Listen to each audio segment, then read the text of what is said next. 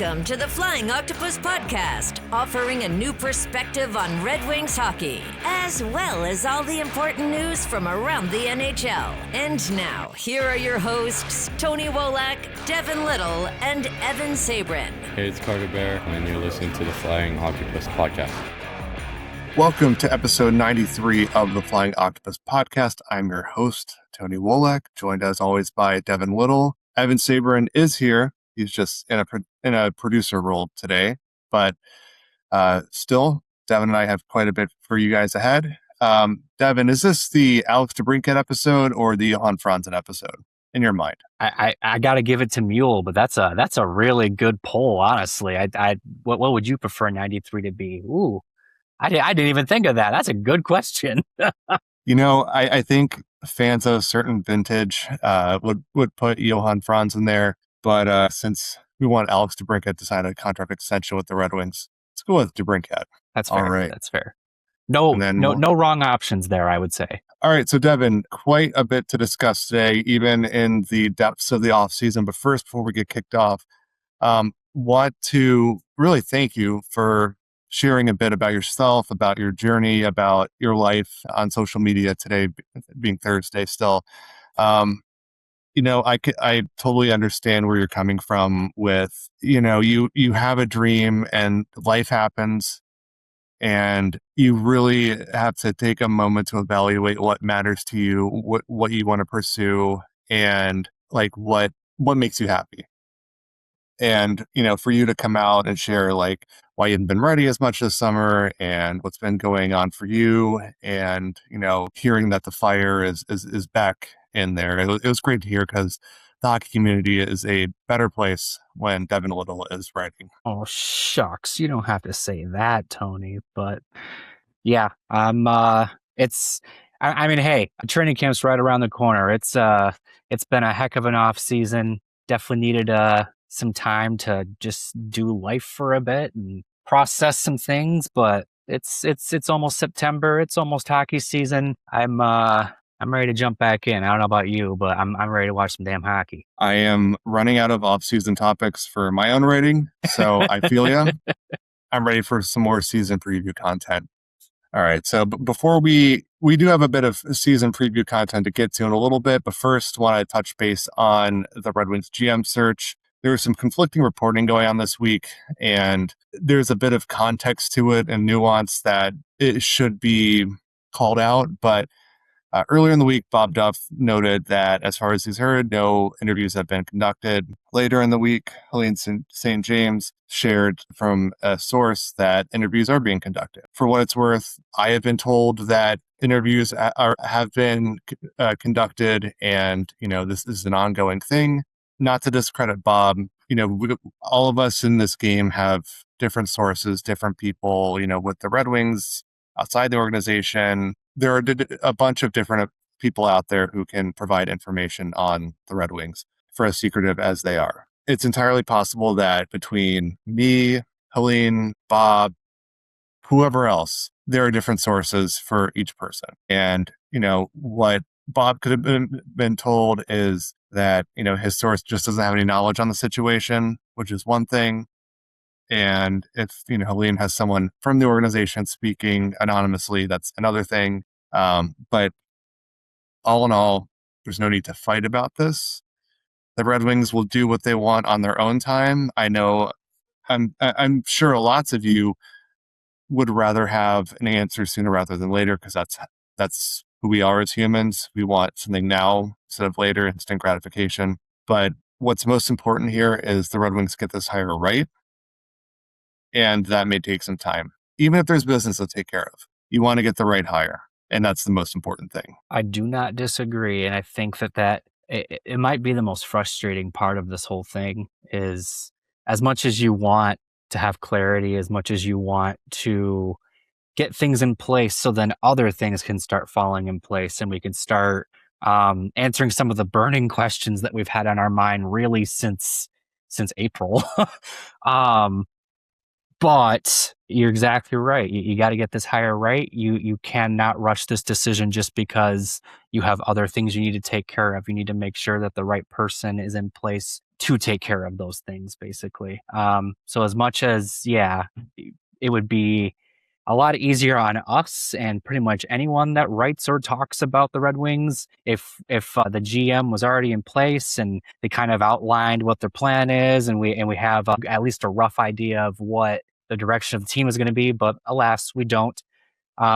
We know what still needs to be done. There's quite a few things, but at the end of the day, you have to trust and appreciate that this is a process that, unless you already had somebody kind of handpicked from the start, which clearly they don't, it's going to be a long process. And as has kind of been reiterated by other people out in the hockey sphere as well, the one thing really kind of going for Detroit is that they're the only team in this situation. So they have theoretically a large pool of people that they're looking at and doing their due diligence on. So, it's not something to where the only real deadline that is facing them is training camp in the season.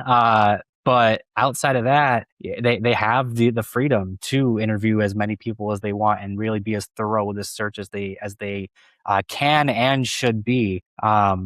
Even if that, still puts us in a weird spot where we're talking very hypothetically about this team and we're like a month and a half out from the season. You make a good point that there is a benefit to being the only team doing this right now. And again, I get it. I'm sure lots of people just want this resolved. But if the Red Wings did this right after the season, they would have been one of, a handful of teams looking for a general manager, interviewing the same pool of people. And not only are you, trying to be thorough in your negotiating with an interviewing process with these candidates, you also got to worry about, well, what if this team snatches this person up? What if this team swoops in and hires this guy? Like, that added variable could make teams rush to hire someone or not be as thorough as you might want them to be. Now, the Red Wings, since Yzerman, stepped aside, they have been very thorough with every step that they've taken. And, they're leaving no stone unturned, as the reporting said today, and really making sure that they get this hire right. And again, that's what you want. Like, that's the right path to take. And besides, we already know how the rest of the offseason is going to play out. Edvinson's going to sign a contract extension. Dylan Larkin's not getting traded. DeBrincat will sign an extension later on. And Red Wings are going to hire an analytics-driven general manager with hockey old school president of hockey operations. So we already know how it's going to pan out. Just saying, you heard it here first. In the interim, Sean Horkoff is Detroit's interim general manager. And while it's been reported that he doesn't have the authority to make trades or conduct business in a traditional sense, like, again, negotiating with Simon Edvinsson, that's not something that's going on right now.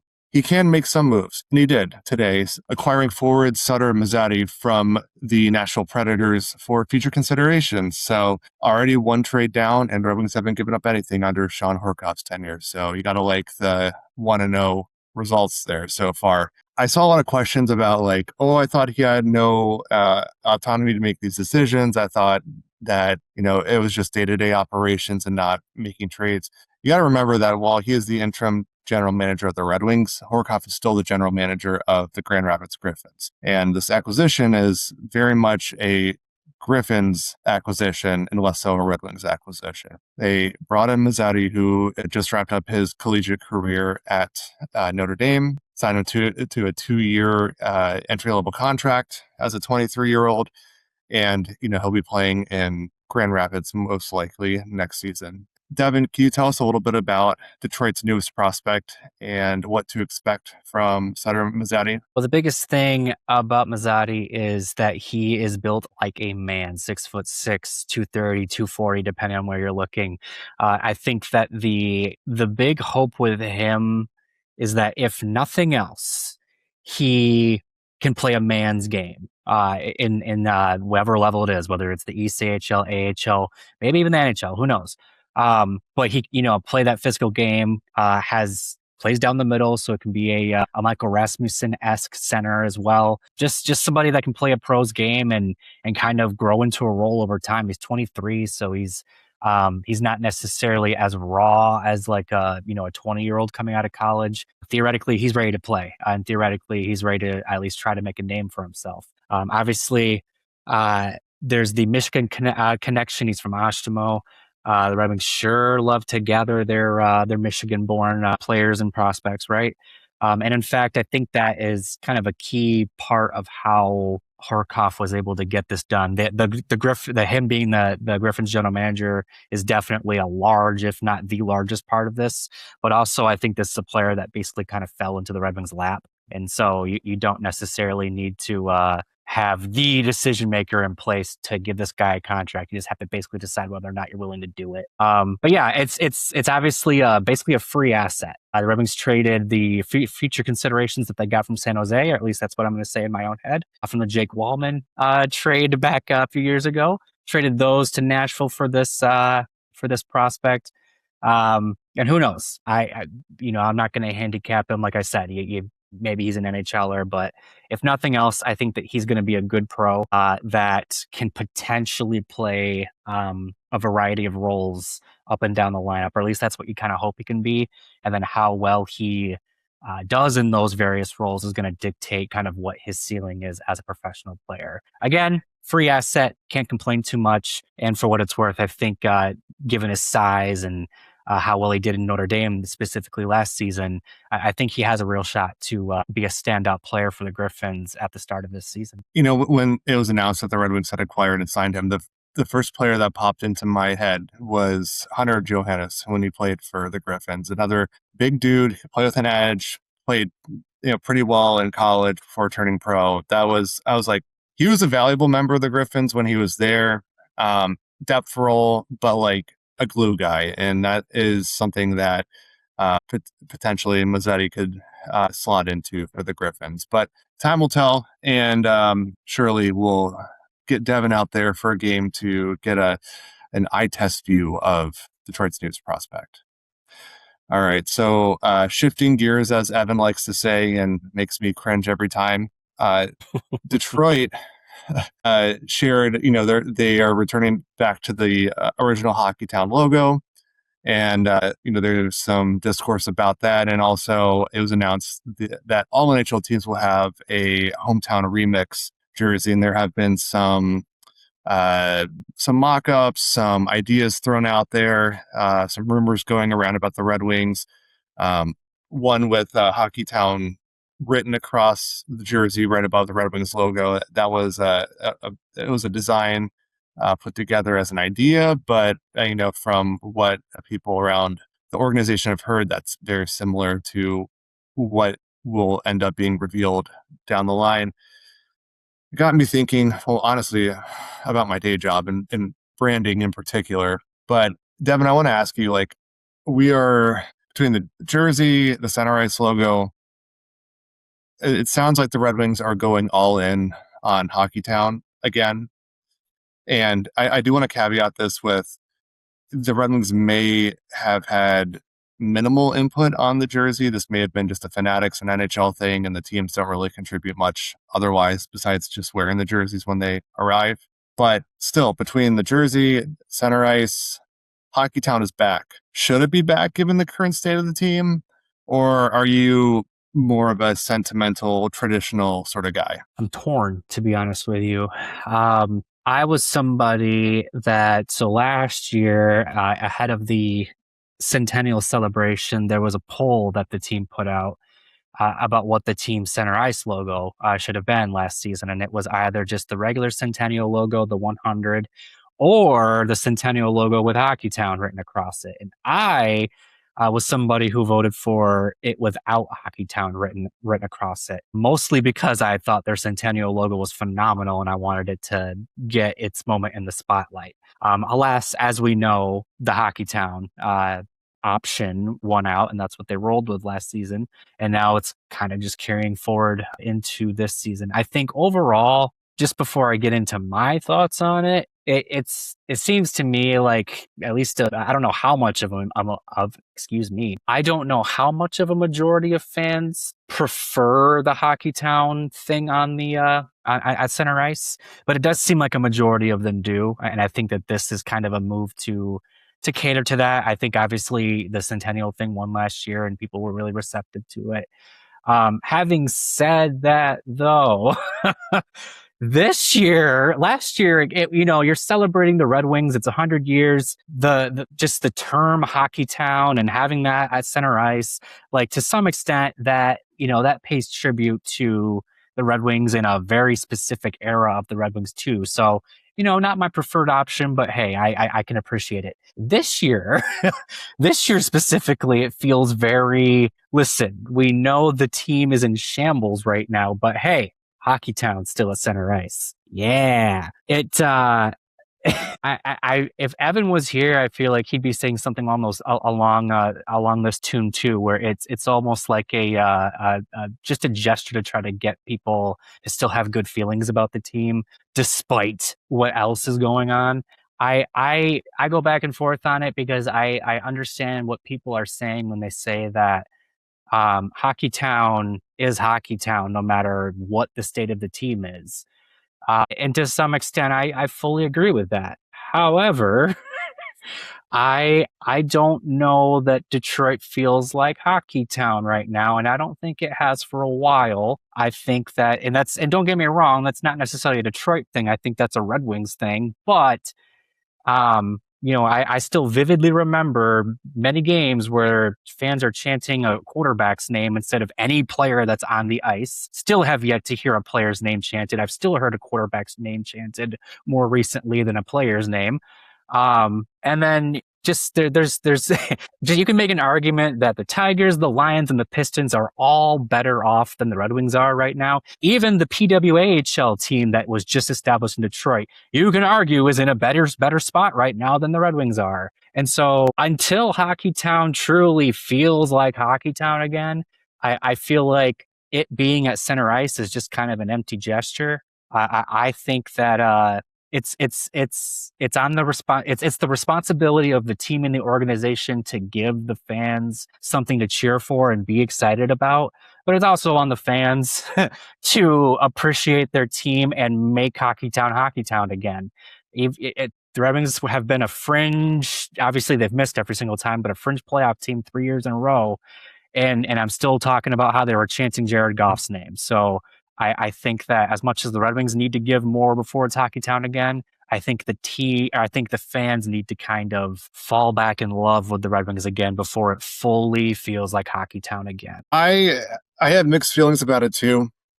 The Red Wings initially put Hockey Town at center ice in 1996 for their 70th anniversary, and it stayed there until the team moved to Little Caesars Arena, and then it wasn't there. But to me, growing up in that era and watching the team succeed during that time, Hockey Town really has become part of the Red Wings brand.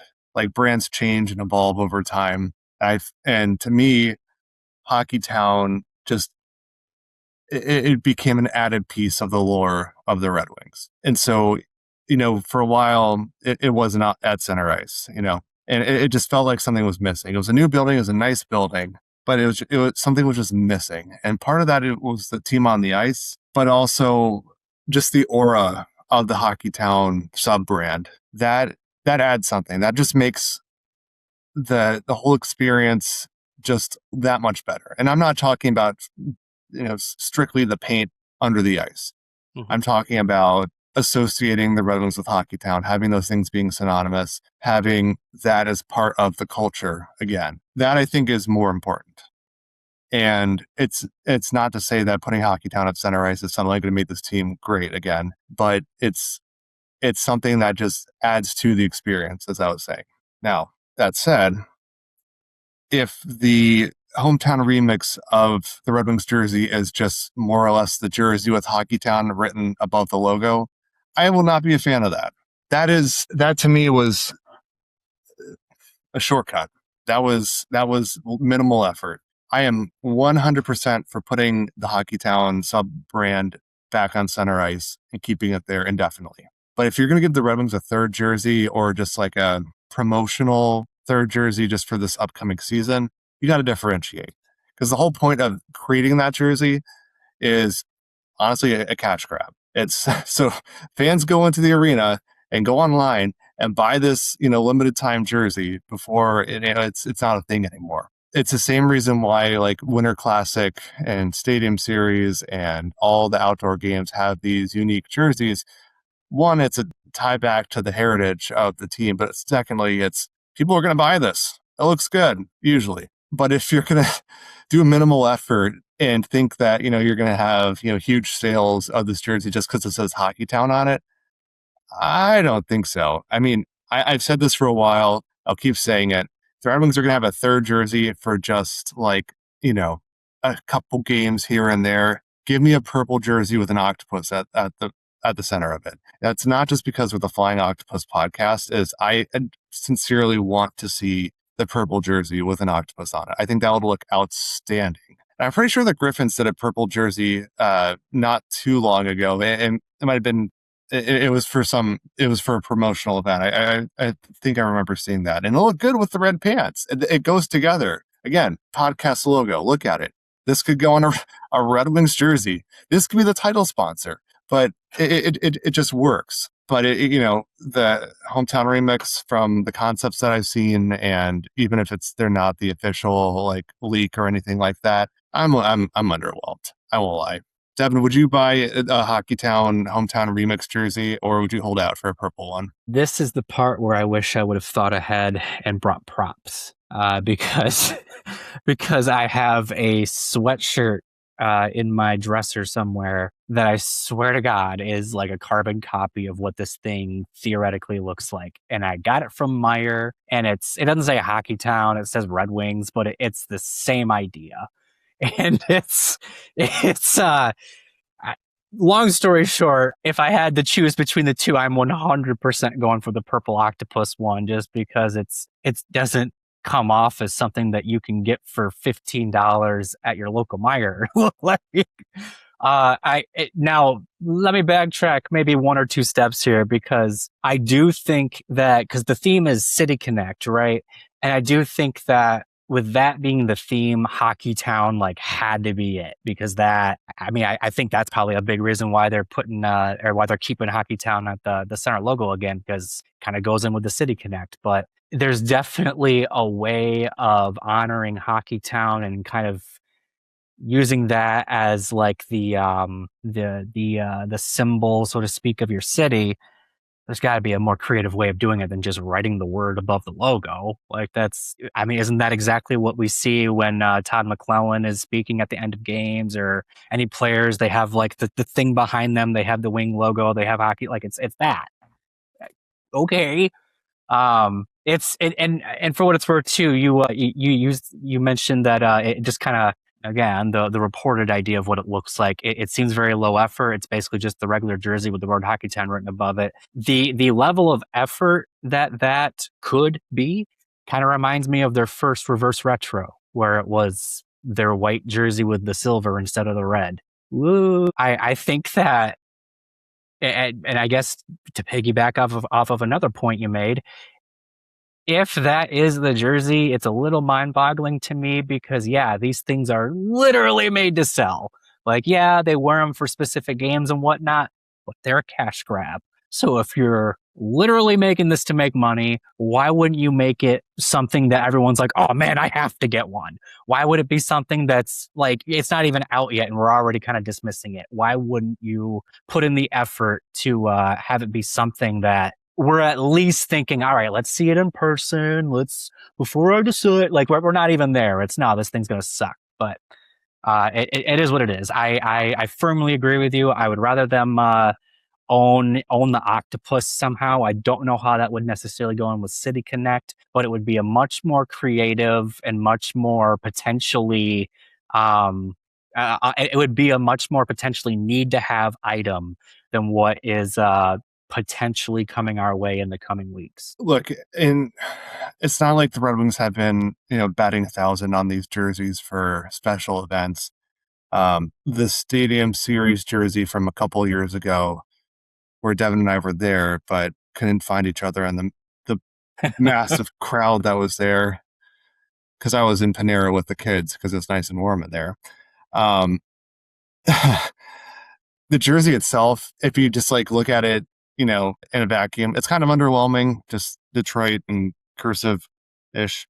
But there's enough intricate detail throughout the jersey and the helmet and the pants and the gloves and all that, where it goes together to be this kit, as you would say. But and there was enough there with the different parts where it made sense. It tied together nicely. It's like, okay, I can see how this one would sell. I can see how this one is a good thing to wear for this event. But for this Hockey Town remix thing, if it's just the jersey and then like there's minimal changes to like the pants, socks, helmet, all that,